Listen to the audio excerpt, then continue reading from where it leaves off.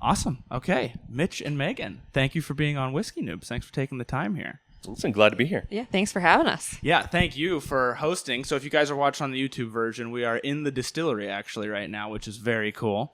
And I thought a good place to start would be, since I've got two guests here, if you guys could outline your roles and how they're similar and how they're different at WhistlePig. So maybe Meghan, if you want to start. Yeah, sure. So I am the head blender here. So simplest way is picking what barrels end up in what bottles, right? Goal on our core SKUs are to always have consistency, right? So 10-year rye should always taste like 10-year rye. And then to really push the boundaries on the experimental side and make sure it's always something new and different and exciting from that end. Okay, yeah. Yeah. And so I'm Mitch Mahar. I am the Research and Development Distiller here at WhistlePig Whiskey. The very quick answer as to what I do is I'm a man who's been known to fall down rabbit holes, and Meghan sends me down the right rabbit hole so that we actually make a really nice whiskey that is profitable and everyone's going to enjoy and fits our overall WhistlePig sort of, ideals. Okay, well, that is a great segue because my next question is, what if you had to outline the WhistlePig kind of ethos, what would you say that is? Quick elevator pitch. So we want to make the best whiskey on and for the planet. But the goal is always just to have it be like an easy, drinkable, really enjoyable kind of conversational style whiskey. Okay. And then always looking to push the boundaries. We want to have fun with those flavors, look at different innovations, be able to always come up with something new and different here. So, Yeah. I mean, so to sort of like follow up on that, we have a number of great examples of sort of like classic American styles of whiskey in this country. But, we wanted to really focus in on things that like excite us, make us excited, sort of like be part of the whiskey industry, create things that you don't really see anywhere else. And so, yeah, it's sort of like really leaning into more of like that experimental stuff and really sort of like pushing the boundaries of what people expect of whiskey and what we can deliver. Okay, yeah. And we're going to talk about some of that experimental stuff here in a minute. However, one of the things I like to start with, and we'll make it a little bit quick since we've got two of you guys, but I like to talk about just like briefly what led you to WhistlePig. Sure. And at what point along that journey you found yourself like falling in love with whiskey, where you're like, oh, I actually really like this. Because I feel like everybody has a different genesis that causes that. So go ahead, and I guess, Meghan, if you want to lead. yeah. So for me, it kind of started back in college. I got a degree in chemical engineering. When I was at school, my dad read an article in Whiskey Advocate about a female master distiller with a chemical engineering degree. And I thought, like, that's the coolest job in the world. Like, that's the best way to use my degree. And basically got had stuck on it. I was like, that's what I'm going to do. So out of college, got my foot in the alcohol industry any way I could. Ended up being in hard cider. So I spent a couple years in the hard cider industry at a place in Buffalo. And then always really did want to get over to the distillation and the whiskey side of it. So started applying to different jobs and ended up here at WhistlePig. But really fell in love with WhistlePig and the brand and kind of whiskey in general as I learned the versatility of it, right? I grew up, as I think a lot of people do, you kind of like whatever your parents are drinking, that individual whiskey, you don't really like explore or really get into some of those craft ones super simply or super quickly. Yeah. For me, the versatility in our ryes and in our products is really what made me fall in love with it. Is that like there's kind of one for every occasion, and if I'm feeling a little like I want something sweeter, then I go for 12-year, or something a little smokier than the 15-year. So having that versatility and seeing that there's kind of like a moment for each whiskey is what made me fall in love with whiskey, I think. Yeah, absolutely. Especially with rye. I feel like versatility with rye is like big. Yeah. Whereas I see a little bit less versatility in corn spirits, things like that. It's still there for sure, but rye is like you got anything from floral or peppery or herbal. It's just extremely versatile. Yeah. How about you? So almost the exact opposite approach. So my sort of joke is I got into the whiskey industry through the back door. So before I was a distiller, I worked as a brewer in a regional brewery up here in Vermont. Okay. Before that, I worked in a small wine cellar in New Jersey. And then before that, while I was in college, I worked at a liquor store where I had access to thousands of whiskeys. And to be honest, between us friends, the whiskeys that really got me interested in whiskey were actually scotches. because a lot of them were focused in on very regional specific things, very different flavor profiles across each region, and then heavy use of finishing casks. They were, at the time when I started drinking whiskey, they were the ones who were really doing more experimentation. Whereas, like, at the time, American whiskeys tended to just be non-age statement declared whiskeys, very sort of like, yes, this is 51% corn. We bumped out the rest with mostly rye, a little bit of wheat, so on and so forth. And so that's sort of how I snuck my way into the distilling industry. Okay. Yeah. Oh, that's awesome, though. Yeah, and that's, I guess basically since the start of WhistlePig, that's something that's changed dramatically in the American whiskey world. It was virgin American oak, put your label out there with no age statement, like you said, and then that was it. And you guys are doing something completely different from that. So let's break down the four. If you go on the WhistlePig website, which is what people are probably going to do, it will be down in the description. There's four kind of separate categories on the website. So there's the piggyback, the farm stock, the well-aged, and the bold experiments. So let's just kind of start by walking through what each of those mean. Like, what does that name mean? So, like, what's piggyback? What's the ethos behind those bottles? Sure. You want to go shot for shot? We'll just keep... back and forth. Yeah. So, sounds good. So piggyback is really meant to be your bartender's best friend. So we have both a rye and a bourbon under the piggyback label and ethos. And the goal is to have the perfect whiskey for any whiskey-based cocktail between those two. So both live in an incredibly high percentage of rye. For one, is 100% rye on our piggyback. Our bourbon is 97% corn, so super high corn. So we're going super sweet or super spicy. Really bartender focused. It's actually why that bottle is shaped a little different, right? Our classic bottle doesn't fit a pour spout. So the number one change when we went to go make a bottle for the bartenders and for cocktailing was to make sure it was going to fit a pour spout. Okay. But those two products are really blended and really made to be your bartender's best friend. Okay, that makes sense. And is that why it's mostly the one grain? Is so that you're mostly getting a specific flavor when you put it into a cocktail? Yeah, so the focus with those rye cocktails, right, you're tending to add a sweet component to it. Kind of like your old fashioned is a great example, right? Yeah. So anytime we're adding like a sweet component, you kind of want that rye spice. Anytime you're adding more citrusy components, you tend to want to balance it with some sweeter notes of the bourbon. Yeah. Okay. So then farm stock is the next one that I have. Do we want to break down? So in here, I'll hop in on this. Okay. Yeah. So, although we started WhistlePig whiskey with sourced whiskeys that we then did specialty finishes on, and we still have those things in our portfolio, we always knew that we wanted to grow our own grain, distill our own whiskeys, make our own mashes, so on and so forth. So for our farm stock line, this is where we really get to sort of like flex what Vermont terroir is actually about, right? The vast majority of American whiskeys you can have are almost entirely from Kentucky, with a few smatterings across the rest of the nation. But we really want to showcase Vermont and sort of like the Northeast in terms of flavors it can bring, as well as, really focusing in on very unique rye varietals. I mean, the vast majority of distilleries are all using grain that basically comes from the Midwest, from large grain producers, and they're doing a great job. Like, there's nothing wrong with that grain, but like, you don't get a sense of place. So we really want to sort of like dial up that sense of place and show what makes Vermont unique in terms of the overall American whiskey experience. Okay, and you're doing that in the farm stock specifically because you guys are growing. It contains, correct me if I'm wrong, at least some of what was grown here on the property in anything in the farm stock lineup, and then some of them are entirely. Yes. Right. So like Beyond Bonded's a perfect example of that, right? Yes. Where that's 100% our grain, our water, Vermont white oak, like the whole bit, all us top to bottom. Okay, and Vermont white oak. Well.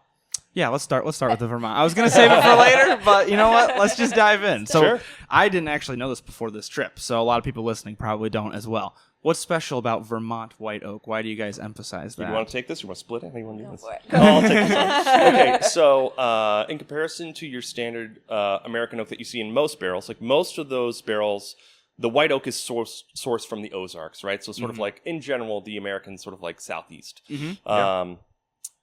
Whereas, although it's the exact same species of tree, because it's grown in the Northeast and we have a wildly different climate, mainly a longer, colder winter, in terms of how the tree grows. If you were to look at a cross section of the tree, the grain structure is really tight, and all the rings of the tree, the growth rings, are very tightly and concentrically bound, which changes up the standard sort of balance of lignins and wood sugars that are available to Vermont white oak as opposed to your standard American sort of like Ozark white oak. Okay. And then we've utilized those specialty flavors to sort of highlight things within our farm stock lineup, as well as our 15-year line, using it as a finishing barrel, to sort of highlight not only like these really nice, wonderful sort of like creme brulee, butterscotch flavors, but also a nice sort of like soft, peppery, light smokiness. Yeah. And I think that's really apparent in the 15, which is actually the next category that we're going to move to here. That light smokiness. So the well-aged lineup, what's the general theme there? Other than age, obviously. Yeah, so that kind of like section or category for us really builds the core of our products, and really kind of where we started and how we've grown as a company. So the first thing we ever released was our 10-year-old rye. In the U.S., a 10-year-old age statement at this time was unheard of. So coming out at these big, bold age statements, we also wanted to put our best foot forward with the rye. Right? Rye wasn't a huge part of the category when we launched. So at that age statement, it gets some really nice smoothness and roundness to it, along with that rye spice. And then kind of going through that versatility I was talking about earlier, right? So the next one we launched was 12-year. We looked to wine finishing, taking a page out of the Scotch book, essentially. Tried a bunch of different wine finishes until we ended up on Port, Madeira, and Sauterne, blending all three of those together to make our 12-year. And then our 15-year using that Vermont oak finish, giving it some of that smokiness. Some of those caramelized wood sugars really come through on that. So kind of that category makes up what is kind of our core SKUs here. Which this year we're really excited to have added our 10-year bourbon to as well.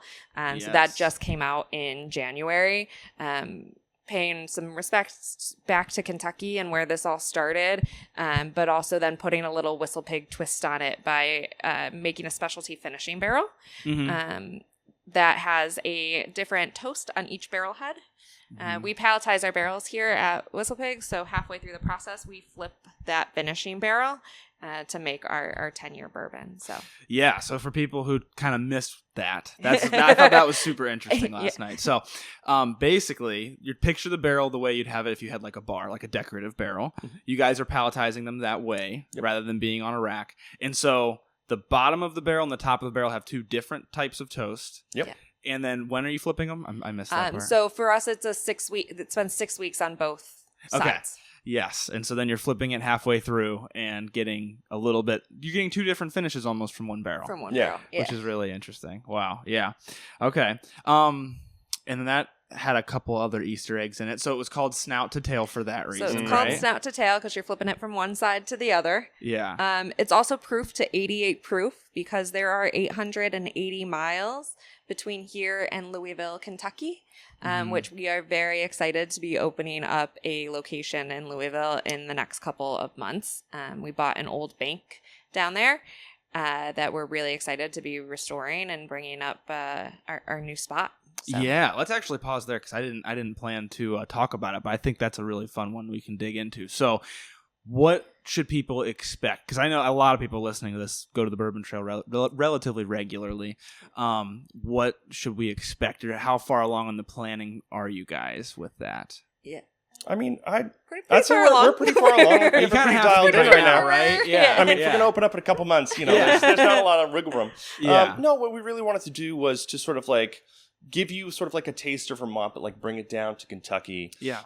We did want to really sort of like match some of our competitors and have this really nice sort of like more elevated sort of tasting room experience. But we wanted to sort of step away from the idea of like, oh, you have to go on a 30-minute tour before you can have a quarter-ounce pour. It's like, we want you to just be able to walk in, enjoy WhistlePig for everything that it is, and like we'll have folks who can really go in depth to all the SKUs, or if you just want to walk in, like have a cocktail and just have a good time, like we want you to have that experience as well. Okay. We've also kept the vault in the bank, which we plan to have some of our more like rarer exclusive offerings that you could pick up for retail. Yeah. Okay. So you might be able to find some stuff there that you can't find at a store. Absolutely. Stay tuned. Yeah. I can't give away all my secrets. Right. Good times are coming. Yeah, no, that's great. Okay, and so then diving into the last kind of category on the website there, the one that I think is the more experimental, trailblazing, kind of what we've been hinting at, but we haven't directly talked about it yet, the bold experiments category. What is happening there?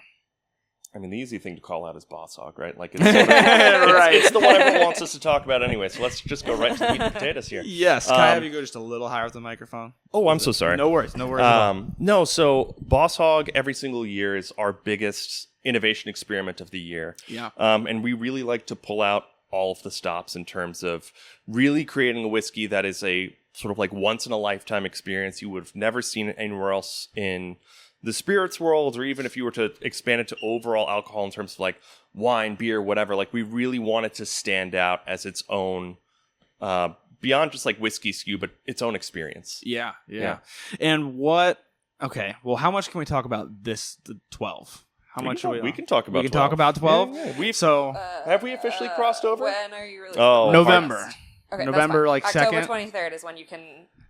Okay. Perfect. Let's talk about Let's talk 12. That worked out great. I can push it back if I have to. Let's talk about 12. So, for people that's kind of, okay, you're doing experimental, you're kind of going outside of the norm. We talked about 11 last night, which is very outside the norm. What's happening with 12? What makes it so different?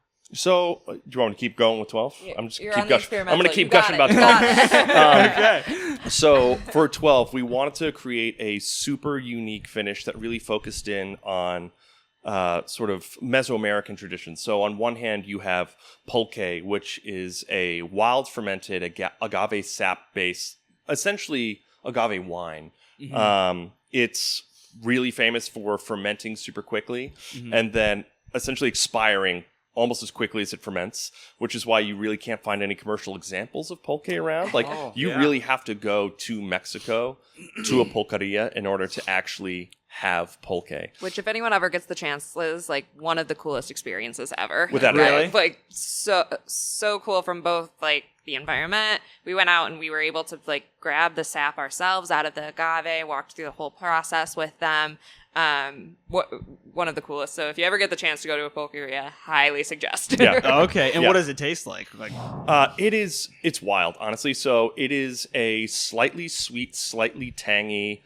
It has this really interesting sort of like viscosity, and it sort of has like almost like a milky sort of look to it. Like the entire experience, top to bottom, you have no idea what you're going to expect, but it is really cool, and there really isn't anything like pulque out there. Okay. So that's sort of like part of the finishing process, or part of what inspired the finish. The second part, we were inspired by the classic sort of like Aztec hot chocolate, right? So like leading into like cacao nibs and heirloom peppers. So we created what is known as a pulque curado, or like a cured pulque. So we created our own pulque, and then we seasoned it with cacao nibs, guajillo, pasilla, and chiltepin peppers to sort of give you this, middle century ancient sort of like Mexican traditions to create a crazy unique finish that we then use to finish a rye whiskey in. Okay, that's a lot. That's a lot of to moving parts. absorb. Yeah. So you're taking that and putting it into a barrel so that the barrel gets that. Yeah. So we basically create our own pulque curado barrels. Yeah. And then we get rid of that liquid, and that liquid, we don't need it. It disappears forever. Thanks for your service. You're right. Then it finishes straight rye whiskey. Interesting. Okay. So okay, I have so many questions right now. So the first is, a lot of times you have a certain flavor of the finish, but then when you put the whiskey in it, it's not just like, oh, you took whiskey and you took pulque and now it tastes like pulque whiskey. Yeah. So can you tell us a little bit about what to expect from the flavor profile? I think, at least for me, you're going to get a lot of the sweetness from the cacao nibs, that chocolate, and also kind of the pulque sap adds its own level of sweetness as well. That's up front for me. It's right on the nose. It's the main base of the aroma to me. And then it finishes with those pepper spices, right? Like, you're going to get that pepper heat that you would expect, right? So I think those are kind of the two main, like, things to come out of it, but there was a lot of balance in getting that right. So it's not right. You gotta make sure that sweet and spicy has a good balance and a good mix to it. So from our side, like we spent over a year making sure that seasoning liquid had the right balance to infuse the wood to make sure it transferred into the whiskey exactly the way that we wanted it to. Yeah. Over a year. So how many are you thinking about at a time? How many Boss Hog releases? Multiple. Yeah, I was gonna say, I'm like, wait, over numbers. We're not doing this one at a time. Yeah, you can't, I guess. Yeah. Wow. And how strong would you say the finish is compared to the rye body that comes through? I mean, you never want the rye to get lost, right? We are trying to sell you a rye whiskey at the end of the day. Yeah. But we're trying to find flavors that can really sort of like come into the wings and support the rye and deliver an experience that you can't get anywhere else, right? Like that is sort of like the central, mission statement for Boss Hog. Yeah, absolutely. So then speaking of, you always have multiple irons in the fire, you're thinking of multiple ones. What's your guys' creative process look like? Like, where do we even come up with is this just in the shower? You're like, pulque from Mexico. Like, where does that come from? So although I do some of my best thinking in the shower, for Boss Hog, typically not. At least for me, I feel like a lot of times for us, it's usually inspired by like cuisine. Yeah, we do a lot finding flavors through food constantly. Boss Hog 9, I think, is a great example of that. That one, whole idea started with a cheese plate that we had a dried fig on. And that was like a great match. And then we deep dove into Greece and ended up at Tintura. So that was like, we end up going down these rabbit holes that Mitch was talking about earlier, right? Yeah. So a lot of time, cuisine, the food gives us a lot of inspiration. We also get together like once a month with our marketing team and just have a meeting that's basically like throw an idea at the wall. No answer's a bad answer. Okay. Right. And so it's just, hey, what about this flavor? Or what about this? Or I tried this when I was traveling. What I think is great about WhistlePig is the amount of freedom that they give me and Mitch from an experimental standpoint, right? So we can go away from those meetings and those ideas and try them and see what happens. Yeah. So, yeah. Yeah.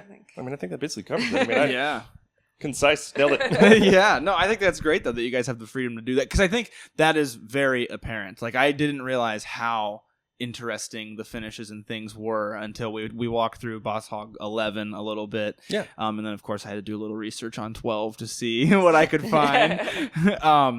No, that is very interesting. Then because I feel like at a certain point it becomes a gamble, right? You're like, okay, this is what I want to do. Like, how do you determine you think it's safe enough that that's what you're going to do as the full-fledged? Does it have to go through, like, gateways? Or So, like, we do experimentation beforehand. It's not like we're just sort of like, oh, we think this is cool. Let's try it with, like, 200 barrels and just see what happens. Yeah. So, like, there is a pretty meticulous R&D process in terms of really creating a solid benchtop model, seeing if we can get it to scale to 1 barrel before going sort of like to the full swing, just to really condense down the process. But, there are checkpoints that we need to hit to make sure that we can actually pull this off in the way that we really want it to be delivered to the consumer. Yeah, okay. So then, taking a step back from Boss Hog and looking at all the experimental stuff, a question for both of you guys individually. What is the weirdest thing that you guys have tried that worked out and you were like, I can't believe this worked out, or like just completely surprised you? I mean, I think I have a pretty straightforward answer. So within our, we have a pretty robust single barrel and single finish program, just for, bars, retailers that want to have sort of like their own sort of like more personalized whistlepig experience. And so I remember this was like, 3 years ago, for this program, we actually sourced a mezcal barrel. And initially, everyone sort of was like, that's crazy. That's not going to work. That's such a weird flavor. It's not going to pair well with rye whiskey. And boy, howdy, was that one of my favorite finishes that we had ever done. Wow. It was an absolute crazy experience. Like, I still have like a small, like 200 milliliter sample of it that I'm babying. Because it was so good. And I missed that experiment so much. Wow. But that was sort of like a big swing that no one thought was going to land that really landed well. Yeah, I can't think of any other mezcals. I know tequila is kind of showing up a little bit on the scene, but I can't think of... And mezcal's got that smoky quality to it. It's very robust. It's very unique. Yeah, definitely. So is that the same answer for you or something different? I think probably one of the ones that like surprised me the most was we've done a couple gin finishes. Oh, yeah. That turned out to be really cool and unique and different.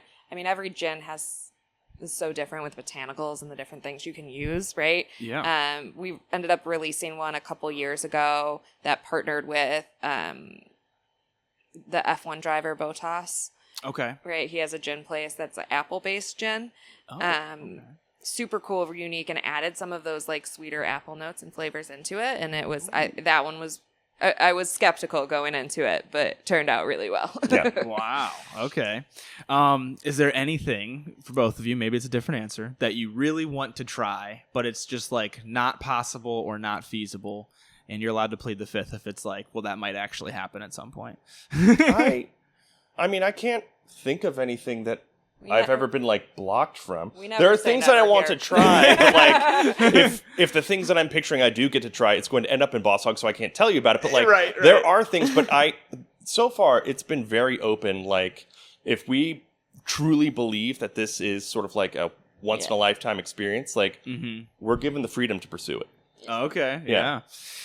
All right. It makes I mean, me I'm sorry for only giving you a half answer. There's stuff I want to ask that I know that I can't because we're recording. So that's totally fair. Okay. And then one other one you can plead the fifth on, I thought would be fun, is there anything you have tried that didn't make it to market that you were like, oh my gosh, that did not work the way I thought it was going to? Yeah. I mean, that's part of the experimental process, right? There have been, right? For me, and this one bugs the crap out of me because like it should work and it didn't, was a coffee finish. Okay. We did a barrel that had stored coffee beans in it, put the whiskey in it, came out terrible. I mean, it was terrible. It was like really oily, super bitter. It was awful. Oh yeah. I mean, I will say, so I got bored one holiday season, and you know exactly where I'm going to go. Yeah. Okay. So I created a peppermint rye. Okay. Granted, I still think it can be reworked into something workable. However, its original R&D pass was not. Heck of an experience, let me tell you. What did that look like? Like, what'd you do to achieve this peppermint rye? So it was equal parts peppermint plant. I do enjoy gardening, and I have my own garden at home. But then two, post-Christmas, I was left, like most people, with way more candy canes than I ever needed. Yeah. So I was like, I can like macerate this and infuse this into rye and then run it back through a still. It turns out that was not the correct approach. So you were running it through still again. So a small benchtop still. Yeah. Yes, no, so I did. The idea was to sort of like use rye as a base and almost create like rye whiskey, peppermint schnapps sort of thing. Oh, okay. Listen, it's one of those things where it was slow. I had time. The mini still was open. Right. That is very cool. See, I think that's cool that you guys get to try stuff like that, because I think there is a misconception about a lot of distillers that I think people don't realize how much stuff doesn't make it to market. And so it seems like a lot of times, like the classic example is we took a terrible whiskey, we threw it in a finishing barrel and then released it because we needed to get rid of it. But sometimes you got to go down roads that are just dead ends. Yeah.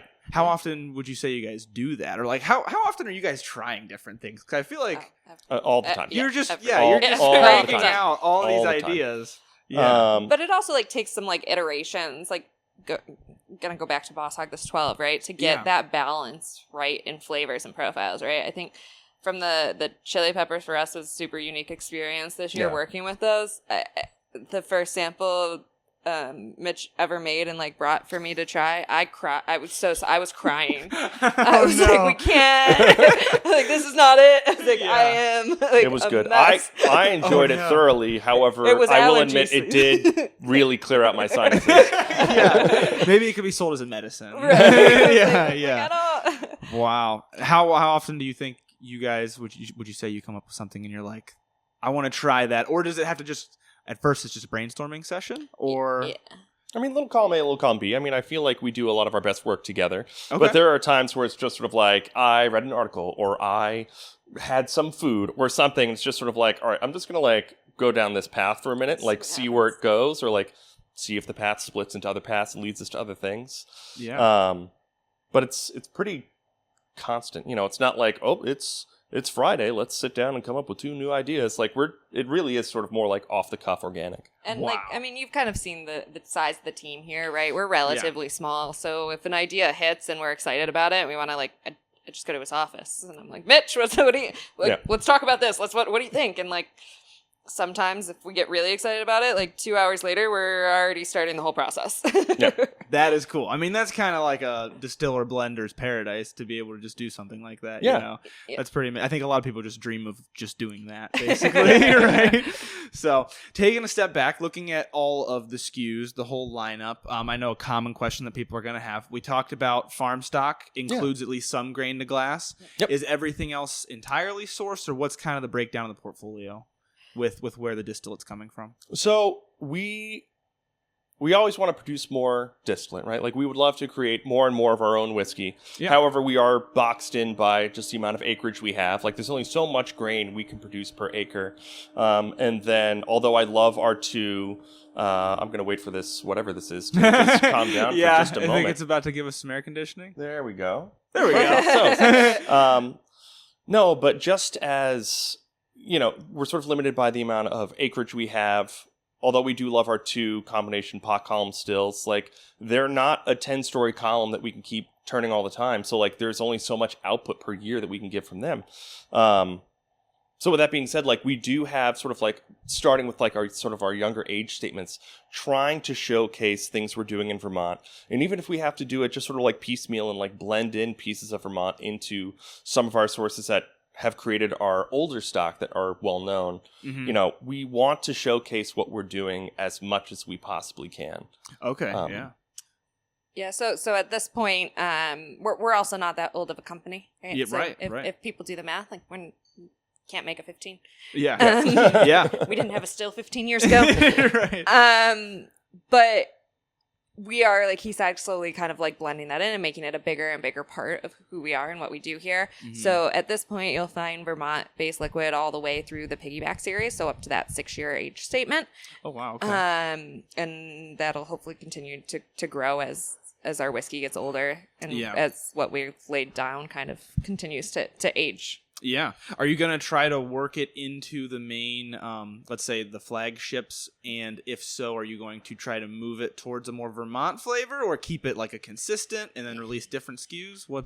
So goal will always to have tenure taste like tenure. Okay. Yeah. If we're able to do that with blending in some Vermont, cool. But we're not going to compromise the flavor profile of tenure to just be able to say that. Right. So if it doesn't fit within, I'm using tenure as an example, but whatever age statement, right? Yeah. Then maybe its own SKU, it becomes its own SKU or it has its own spot later on. Kind of cross that bridge when we get a little closer to there, but we're definitely always trying to keep that integrity of our core SKUs and of the brand that people have come to know and love. Yeah. So like there's always like the adage of like consistency is king, right? Yeah. I mean, consumers want to know that anytime they pick up anything, it will always taste the same year in, year out, no year variations to set the other. Mm-hmm. But sort of with that being said, we do want to sort of like highlight Vermont as much as we can and sort of like bring that in. But once again, we're a young company, and then like when I started, we hadn't even hit all 50 states yet, and now we're an international brand. So like even trying to plot out 10 years ago, what we thought our liquid forecast was going to be dramatically changed. I mean, not for naught. The moment we went to Japan, like that liquid forecast went right out the window. Like we always knew that like Japan as a country really does consume a lot of bourbon American whiskeys, rye. But I don't think we were ready for just how much they would like WhistlePig. Yeah. And so it almost immediately changed all of our sales forecasts by just expanding out to Japan. That part of the whiskey world stresses me out when I think too much about it. I'm glad that's not my job. That's all that I know. So I thought we'd finish with a little bit of a fun one, because you guys have mentioned you've gone to a few different places to kind of experience the cultures, decide if you're going to bring it into any type of blending, finishing, anything like that. So regardless of how the experiment turned out, even if you didn't like it, what did you find the most interesting trip or R&D that you did to come up with a finish? Want to go first? You can take a moment to think. That's fine. There's I pulled that one. That's a great question. Thank you. I think one of my favorite was probably India. Okay, yeah. We were there for the Holi festival. So the Festival of Color was like this absolute crazy experiment. Oh, that's okay. I think we just drained a tank CIP. No problem. Okay. Sorry. So there's the old, anyone who's ever worked in a production environment, especially, wine, beer, spirits, whatever, the sound of water on a floor is an immediate sign that something's typically wrong. Oh, okay. And so you'll notice I'm sure we can roll back the camera. The moment you heard water, Megan's face just paused for a moment. Yeah. Okay. Good to know. Yeah. Yeah. No problem. You go ahead and start from the top. No biggie. Yeah, so I think one of my favorite trips probably was the trip to India, which ended up being Boss Hog XI for us. We were there for the Holi Festival, which is the Festival of Colors. It was just like this great moment and experience I never expected to have. People are coming up to you, literally throwing like powdered color in your face. I was dyed pink for weeks. Does not come off, in case you're wondering. Really? Takes a very long time. Coconut oil. Pro tip, coconut oil. Good to know. Yeah, but just like from an experience standpoint, like the culture there, that festival alone, that was a really cool opportunity and moment, I think, for me. Yeah. I mean, I think I'm going to lean into Mexico. I really did enjoy our time in Mexico. Not to mention, while we were in Mexico City, we went to so many incredible cocktail bars. Like, I always knew that Mexico City had like a really great cocktail culture, but to be able to like experience that firsthand was fantastic. And then also going to the pulqueria, the hacienda, like seeing maguey agave grow, like super cool experience. And then actually getting a chance to try pulque, because once again, like, pulque doesn't make it up really to the United States. So like to actually get a chance to like try this like really traditional beverage was a once in a lifetime experience. Yeah, and I think that's really cool. That's another thing I had no idea about until we looked at the Boss Hog 11 area over there, is how much you guys actually go experience the culture when you're deciding what you're going to do with this. And so I'm leading the witness a little bit here, but how much do you think that influences the flavor that you end up going for? Do you think you're trying to capture that culture, or you're trying to capture a specific flavor using that? Like, how does that... Well, I feel like we're really trying to aim for the flavor and more of like the theme, as opposed to like, we created our own 100% authentic pulque, this, that, the other. Like, that should always belong to Mexico, those who actually grow maguey agave, this, that, the other. Mm-hmm. However, we do want to sort of like highlight those flavors, but once again, we want to pair this with rye whiskey, right? Like, we're trying to bring like the best of both. And you sort of leaned into it a little bit before, where, it's not like we're trying to take rye whiskey and then just like add a flavor. Like, it is more of a blending of two things that they're, the sum of them are greater than, or what's the phrase? The sum of them are greater than the parts? You understand what I mean. I get what you're saying. My saying is falling apart, but you really do end up with something bigger than you started with. Yeah. That's at least my goal. Yeah. Okay, awesome. Well, I got to give you guys the opportunity just in case. Is there anything coming up that you want to talk about before we close out here? I mean, by the time this releases, Boss Hog 12 will be fresh on the shelves. So, super excited for that to get out to market. We also just recently released a North American single malt with a 30-year age statement. Wow.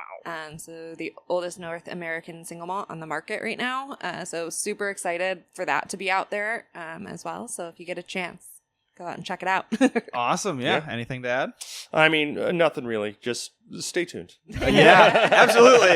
You guys keep us guessing, which I like. That's awesome. So thank you guys so much for taking the time. Thank you again for having me here for this. This is our pleasure. This is great. Yeah. And minus a little water splashing, I think this worked out fantastic. I would agree. Appreciate it. Of course. Awesome. Cheers, Thanks, brother. guys. Thank Cheers. you. Hi there. Since you're still here, I'm going to assume that you enjoyed the show, in which case, please just take a moment to leave a 5-star rating or review on whatever platform it is that you get your podcast from. Subscribe to the podcast because that actually really helps out. And also, if you're on YouTube, ring that notification bell. If you really like this show, though, the best way that you can support it is just checking out that Patreon page. It's at the description in the show notes or in the description on YouTube, or you can go to patreon.com/whiskeynoobs. That is the absolute best way to support the show, but also just spreading the word to other people who you think might be interested. I am so grateful for all of the forms of support that you guys give. And please, please, please, most importantly, always drink responsibly. Thank you guys all so much. And in case nobody else tells you today, I got to tell you, God bless.